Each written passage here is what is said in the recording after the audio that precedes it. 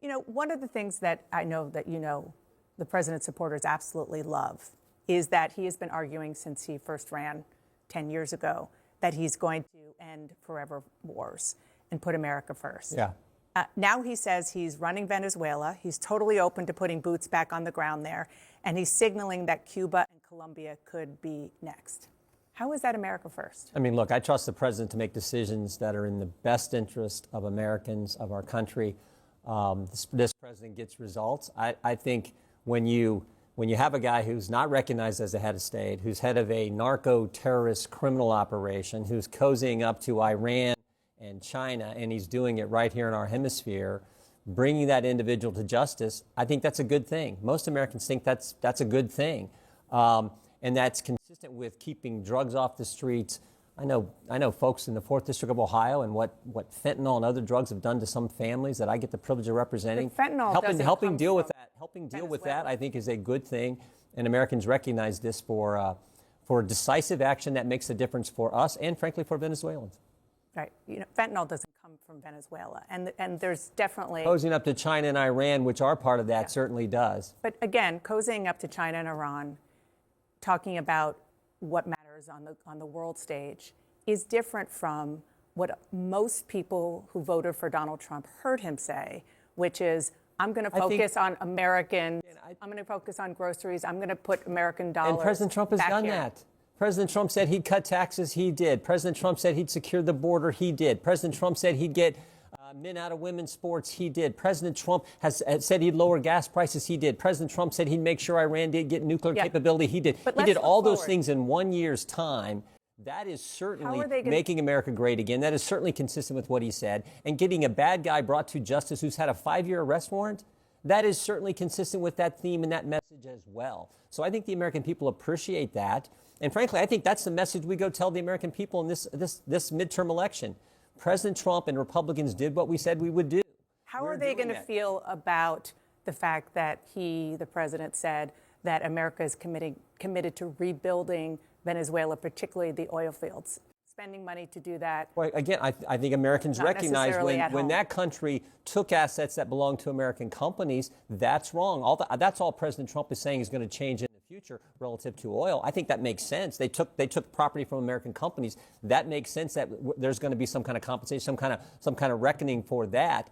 I think that's consistent with putting American interests first, which is what the president has talked about since he first, came down the escalator 10 years ago. But he's also not ruling out putting boots back on the ground in Venezuela. He said that we, the United States, the people behind him at the time yesterday were the people in charge of the State Department, the Defense Department, and the chairman of the Joint Chiefs are now in charge of Venezuela. That is definitely not what people thought he meant when he said America first. Again, we'll see. We don't know what that exactly means. What we do know is President Trump's track record of getting results is, I think, stellar. I mean, why do you think Hamas released the hostages back to Israel? Because President Trump took out Iran's nuclear capabilities. Why do you think that we got the Abraham Accords in his first term? Yeah. Because he kept his word and put the embassy in Jerusalem. Why do you think European countries are now giving more to NATO? Because President Trump made it happen. There's no question that the Maduro mission was successful. But the question is, what's next? And what is the American... And what I'm saying is we'll see, but I trust this administration. Taxpayer on the hook I trust Secretary Rubio. I trust Secretary Hicks. I trust President Trump in his making decisions that, again, are in the best interest of the American people. And frankly, I trust our military. I mean, this operation, the courage, the precision of this operation, truly amazing. God bless them, and God bless the commander-in-chief who takes decisive action. The military is extraordinary. Military does missions like this in a way that is just mind-boggling. Again, it's not about the military. It's about the government in Venezuela ahead of time. I do want to ask more about kind of what the president's mindset is with regard to policy right now. He explicitly redefined America first in his press conference yesterday. For a long time, again, people thought it meant spending American taxpayer dollars, not on foreign wars, not in foreign countries, but at home. Now he says he's enacting a new strategy where, quote, American dominance in the Western Hemisphere will never be questioned again. That's a shift in his approach. That's consistent with the Constitution. That's consistent with the War Powers Act. And most importantly, I think it's consistent with history. You can go James Monroe, Teddy Roosevelt, JFK, He President never said Trump he was in our James hemisphere. Monroe. Well, no, I know, but operating in our hemisphere, that is consistent historically, constitutionally with. But it's not his, consistent with what he has said as a candidate. I think Americans appreciate a commander-in-chief who demonstrates strength, shows strength, and takes decisive action. Think about, contrast the president's actions. What took place 2 days ago? What took place with Midnight Hammer when he stopped Iran? Contrast that with the previous administration.